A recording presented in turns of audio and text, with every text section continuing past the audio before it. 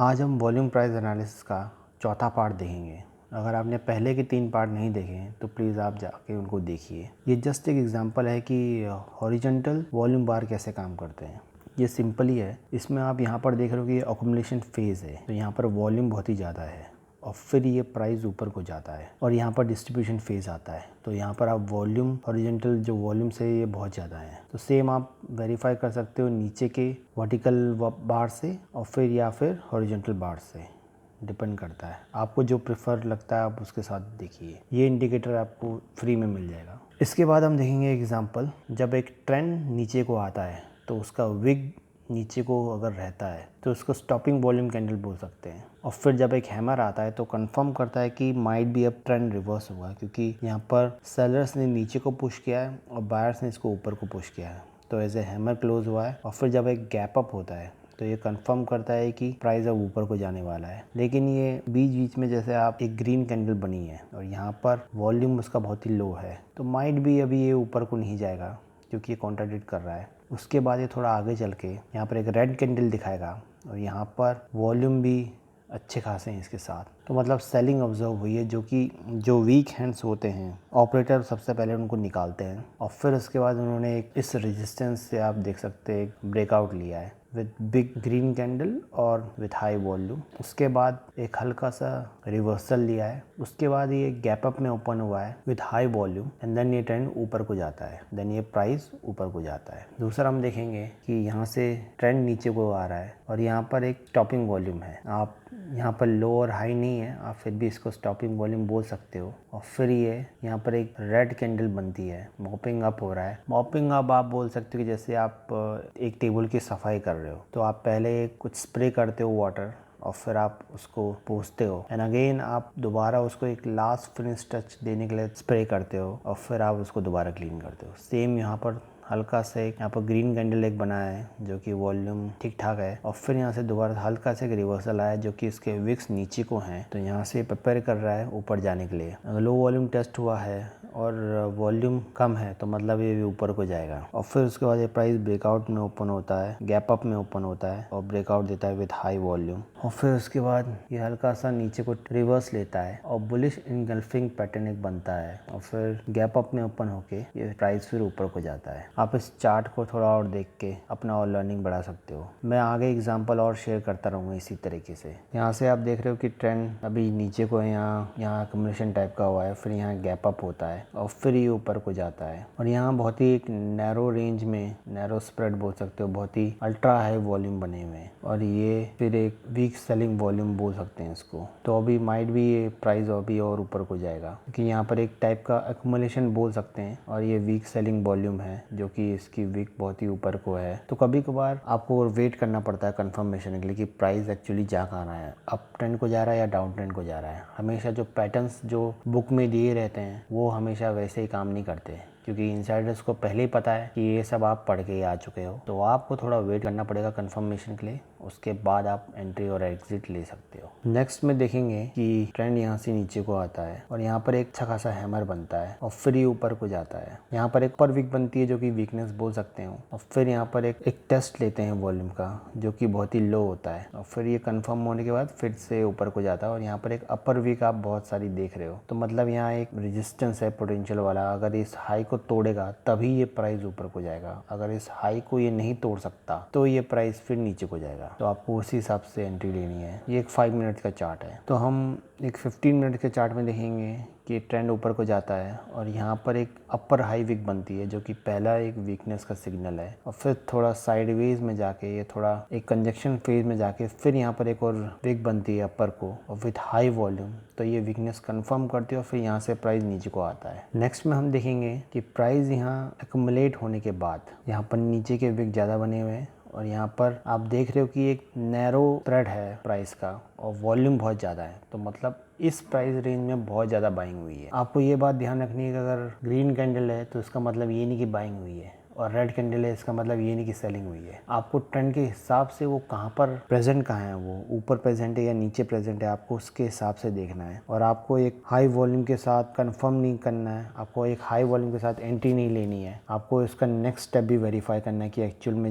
वो ट्रेंड जा कहाँ रहा है। और फिर ये ट्रेंड ऊपर को जाके आप देख रहे हो कि एक हाई बनाता है और यहाँ से उस रेंज को तोड़ नहीं पाता और फिर ये नीचे को जाता है। तो मैं ये बोलूँगा कि यहाँ पर डिस्ट्रीब्यूशन हुआ है क्योंकि उसके वॉल्यूम भी बहुत हाई है, अबव एवरेज है, और प्राइस के बाद नीचे को ही जाएगा। और ऐसा कभी नहीं होता कि यहाँ पर एक्यूमुलेशन हुआ फिर ऊपर को जाएगा, फिर डिस्ट्रीब्यूशन हुआ फिर नीचे को जाएगा। ये तो सभी को पता है, ये तो इनसाइडर्स को भी पता है। ऐसे तो सभी पैसे बना लेंगे शेयर मार्केट में, लेकिन व्हाट दे डू इज वो हल्के हल्के से ऊपर को जाते हैं और फिर कभी कभार नीचे को भी आते हैं, फिर ऊपर को जाते हैं, और उसके बाद ऊपर को जाने के बाद फिर हल्का से नीचे को आते हैं, फिर ऊपर को जाते हैं। शेयर मार्केट में पैटर्न कोई परमानेंट नहीं होते, ये चेंज होते रहते हैं टाइम के साथ। जैसे कि अभी रिटेलर भी स्मार्ट बन चुके हैं तो ऑपरेटर उससे डबल स्मार्ट बन चुके हैं। तो आपको अकॉर्डिंगली गेम खेलना है, आपको अपना कंफर्मेशन लेना है with proper risk management and position sizing. उसके बाद ही आपको अपना एंट्री और एग्जिट देखना है। नेक्स्ट हम देखेंगे कि ट्रेंड एक नीचे को जा रहा है और यहाँ पर एक लोअर विक बनता है, तो लगता है कि यहाँ से ऊपर को जाएगा, लेकिन यहाँ पर एक डोजी बोल दो, एक डोजी टाइप का बनता है, तो ये वीकनेस है। और फिर उसके बाद एक बिग रेड कैंडल बनती है जो विथ हाई वॉल्यूम, तो मतलब और ज़्यादा सेलिंग हुई है। तो मैंने आपको वही कहा कि मार्केट एकदम से पूरा नीचे को नहीं जाता, मार्केट हल्का से नीचे को जाता है, फिर थोड़ा सा ऊपर, फिर हल्का नीचे, फिर थोड़ा सा ऊपर, फिर हल्का नीचे। तो आपको कैंडल के हिसाब से उसको पहचानने की एक्चुअली मार्केट कर क्या रहा है। और यहाँ पर एक कंजंक्शन फेज में आता है, आप एक रेजिस्टेंस देख सकते हो यहाँ पर, और फिर ये यहाँ से ब्रेकआउट देता है। और यहाँ पर एक अपर विक बहुत ज़्यादा रहती है, तो मतलब ये ऊपर जाने के लिए प्रिपेयर नहीं है। मेनली यहाँ पर अक्यूमुलेट हो रहा है और आप देख रहे हो कि यहाँ पर वॉल्यूम कभी कभार जो छोटे स्प्रेड हैं उनके बहुत ही लो हैं, और यहाँ पर इसने रेजिस्टेंस में एक ब्रेकआउट दिया है और फिर ये प्राइस ऊपर को गया है। अब इसके बाद देखेंगे 10 मिनट्स का चार्ट है, इसमें बिग ऑपरेटर ट्रैप कैसे करते हैं। अब आप देखेंगे कि अपर विक बनी, रेड कैंडल बना और यहाँ पर बहुत ही हाई वॉल्यूम बना, एवरेज वॉल्यूम से भी बहुत ही ज़्यादा वॉल्यूम बना, तो यहाँ पर बिग सेलिंग हुई है। और फिर उसके बाद एक ग्रीन कैंडल बनी, बड़ी सी ग्रीन कैंडल, लेकिन उसका वॉल्यूम बहुत ही छोटा है, तो यहाँ पर बायर्स को ट्रैप किया गया है, रिटेलर्स को ट्रैप किया गया है। और फिर उसके बाद प्राइस नीचे हो गया, वो भी एक अबव एवरेज वॉल्यूम के साथ, और फिर वो थोड़ा साइडवेज में रहा, उसने यहाँ एक्यूमुलेशन किया, आप बोल सकते हो बिलो एवरेज वॉल्यूम के साथ थोड़ा बहुत एक्यूमुलेशन किया, और फिर उसने एक गैप अप दिया, स्ट्रॉन्ग गैप अप रहा विथ हाई वॉल्यूम, जो जितने भी एवरेज वॉल्यूम थे उसके साथ उसने एक ब्रेकआउट दिया एक अच्छे वॉल्यूम के साथ, और फिर प्राइस ऊपर को गया। नेक्स्ट हम देखेंगे प्राइस यहाँ एक्यूमुलेशन में रहा, फिर उसके बाद वो ऊपर जाता है अप ट्रेंड में, और फिर यहाँ आप अपर विक देखोगे तो यहाँ पर वीकनेस पता चलती है, और यहीं पर ही वॉल्यूम बहुत ही हाई है, वॉल्यूम आपके अप ट्रेंड में ही हाई है। और फिर उसके बाद ये हल्का सा नीचे को जाता है, सबको लगता है कि रिवर्सल होगा, एंड अगेन ये थोड़ा ऊपर को जाता है, और यहाँ पर भी ये जब ऊपर को जाते वक्त यहाँ पर एक अपर विक है और वॉल्यूम भी ठीक ठाक है, और फिर ये नीचे को जाता है। तो मार्केट हमेशा स्ट्रेट लाइन में नहीं चलता, वो ऊपर नीचे चलता रहता है, और आपको जस्ट पता करना है कि कहाँ ऑपरेटर अपना माल ऑफलोड कर रहे हैं और कहाँ ऑपरेटर अपना माल भर रहे हैं। अब हम एक बाइंग क्लाइमेक्स देखेंगे वीकली फॉरेक्स चार्ट में। तो जैसे कि मार्केट नीचे को आ रहा है और यहाँ पर इसने एक हैमर बनाया, तो हैमर बना तो लगा कि ये मार्केट अब रिवर्स करेगा, लेकिन इसका जो एडजस्टेंट कैंडल बना, मतलब हैमर के साथ उसने एक वीक रिस्पॉन्स दिया है, और फिर जो उसका एडजस्टेंट कैंडल बना है बहुत ही बड़ा रेड कैंडल बना है विथ हाई वॉल्यूम, मतलब उसका ये वॉल्यूम अच्छा खासा है, और फिर ये नीचे को गया। उसके बाद फिर ये साइडवेज में रहा जहाँ पर इसके अपर विक ज़्यादा थे, और ये एक प्राइस कंजंक्शन में रहा, जो उसने पिवोट हाई से आप बोल लो पिवोट लो तक कोई इसने ब्रेकआउट नहीं दिया, क्योंकि ये बाइंग क्लाइमेक्स था। और फिर उसके बाद जब उसने रेजिस्टेंस तोड़ा तो फिर वो ऊपर को ही गया। कभी भी अगर ब्रेकआउट होता है तो जरूरी नहीं कि वो एक हाई वॉल्यूम के साथ हो, वो एक एवरेज वॉल्यूम के साथ भी ब्रेकआउट दे सकता है, क्योंकि सब अगर इसी पैटर्न में चलने लगे कि ब्रेकआउट विथ हाई वॉल्यूम, तो ये तो बहुत ही ऑब्वियस सा पैटर्न हो जाएगा। और मार्केट ऑब्वियस चीज़ें नहीं करता, मार्केट हमेशा आपकी एक्सपेक्टेशन लेवल से अलग काम करेगा। आपको बस कंफर्मेशन चाहिए, स्ट्रॉन्ग कंफर्मेशन कि मार्केट अब अप ट्रेंड जा रहा है या डाउन ट्रेंड जा रहा है। नेक्स्ट हम देखेंगे 15 मिनट चार्ट। तो इसमें पीवोट जो बने हुए हैं, यहाँ पर एक इनिशियल पीवोट बना है हाई का, और यहाँ पर लो का बना हुआ है, इसके एडजस्टेंट कैंडल के हाई से लोअर है, और फिर ये काइंड ऑफ बोल सकते हो कि ये साइडवेज में रहा, एक कंजंक्शन फेज में रहा, और वॉल्यूम भी अच्छे खासे हैं, बिलो एवरेज बोल सकते हो। यहाँ पर एक्यूमुलेशन ज़्यादा था और फिर यहाँ पर बिलो एवरेज था वॉल्यूम, और फिर जो यहाँ से इसने रेजिस्टेंस तोड़ा है, यहाँ से इसने ब्रेकआउट दिया है, और फिर ये प्राइस ऊपर हो गया है। तो आप पिवोट हाई और पिवोट लो से भी कंजंक्शन फेज बना के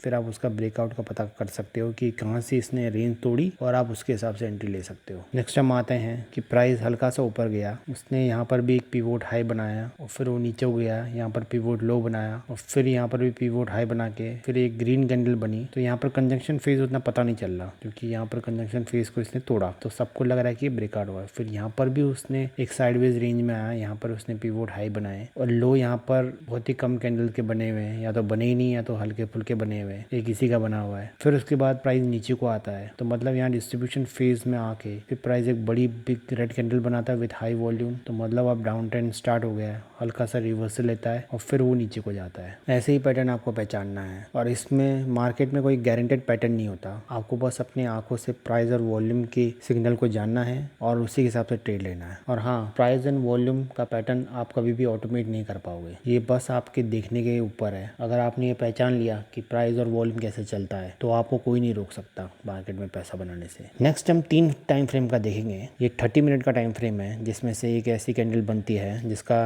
अपर विक बहुत ही ज़्यादा हाई है, और फिर इसको जब हम 15 मिनट्स के टाइम फ्रेम में देखेंगे तो ये कुछ ऐसा बनता है, और फिर इसको 5 मिनट के टाइम फ्रेम में देखेंगे तो ये कुछ ऐसा पैटर्न बनता है। तो आप 5 मिनट के टाइम फ्रेम में उतना नहीं बता सकते, 15 मिनट्स के टाइम फ्रेम में थोड़ा बहुत कंफर्मेशन होता है, लेकिन 30 मिनट्स के टाइम फ्रेम में कंफर्मेशन हो जाता है। लेकिन अब आप उसके नेक्स्ट कैंडल से साथ ही पता कर सकते हो, अगर इसने इसका हाई नहीं तोड़ा और लो नहीं तोड़ा तो उसके हिसाब से भी आप देख सकते हो। Basically bigger the time frame is good for you, क्योंकि छोटे टाइम फ्रेम में तो स्कैल्पिंग होती है। मेरे खुद बहुत सारे डिफरेंट सेटअप हैं जिसमें मैं single time frame, double time frame, triple time frame and 4 time frame and quadruple time frame use करता हूँ। वो मेरी कुछ अलग अलग स्ट्रेटेजीज हैं जो कि आगे की वीडियो में उनको बताऊंगा आपको। फिर इसके बाद हम फॉलोइंग ट्राइंगल देखेंगे। एक नीचे की हॉरिजेंटल ट्रेंड लाइन बनती है और एक ऊपर की ट्रेंड लाइन बनती है उसके हाई को टच करते हुए, जो कि नीचे को आ रही है, तो मोस्ट प्रोबेबली प्राइस नीचे को ही जाएगा। ये एक्सेप्शन भी हो सकता है, प्राइस ऊपर भी जा सकता है, लेकिन आपको उसी के हिसाब से कैच करना है प्राइस और वॉल्यूम को और उसी के हिसाब से एंट्री लेनी है। नेक्स्ट हम देखेंगे कि एक हॉरिजॉन्टल लाइन है और फिर एक ट्रेंड लाइन ऊपर को जा रही है, तो ये राइजिंग ट्रायंगल हो गया और फिर प्राइस ऊपर को गया। नेक्स्ट हम देखेंगे मंथली चार्ट में जब ये स्क्वीज होता है, अपर ट्रेंड लाइन नीचे को जाती है और लोअर ट्रेंड लाइन ऊपर को जाती है, तो मतलब प्राइस में कॉन्ट्रैक्शन हो रहा है। और जब स्प्रिंग कॉन्ट्रैक्ट होती है, जब स्प्रिंग को दबाते हो तो छोड़ते हो तो बाउंस होता है, तो उसी हिसाब से जब प्राइस कॉन्ट्रेस्ट होता है, जब प्राइस कंप्रेस होता है, तो उसके हिसाब से या तो ऊपर को ब्रेकआउट देगा या तो नीचे को ब्रेकआउट देगा, तो आपको उसी हिसाब से देखना है और एंट्री लेनी है। नेक्स्ट हम देखेंगे जो ट्रिपल टॉप जो बनता है, double top, single top, triple top, तो आप एक रेजिस्टेंस लाइन खींचोगे तो उसके हिसाब से जो हाई रहते हैं, वो जो क्लोजिंग रहती है उसी के आसपास रहता है, और अगर वो उसको ब्रेकआउट देता है विथ हाई वॉल्यूम तभी आपको एंट्री लेनी चाहिए। और ये अभी 3 बार इसको ट्राई कर चुका है तोड़ने की, इसको नहीं तोड़ा है, तो मोस्ट प्रोबेबली ये प्राइस नीचे को ही जाएगा या फिर ये ऊपर को भी जा सकता है अगर हाई वॉल्यूम के साथ इसने ब्रेकआउट दिया तो। डिपेंड करता है कंडीशंस के ऊपर, डिपेंड करता है मार्केट सिनेरियो के ऊपर। सेम एग्जांपल हम देखेंगे ट्रिपल बॉटम के साथ। यहाँ पर पहला बॉटम बना है, यहाँ पर दूसरा और यहाँ पर तीसरा। इसमें भी सेम यही स्टोरी है, या तो ये ऊपर जाने की कोशिश कर रहा है और इसने अपना सपोर्ट नहीं तोड़ा है, और अगर ये सपोर्ट तोड़ेगा तो ये और नीचे को जाएगा। लाइक कीजिए वीडियो को अगर आपको अच्छा लगा, शेयर कीजिए अपने दोस्तों के साथ, सब्सक्राइब कीजिए for more information, for more learning. So stay tuned for more update.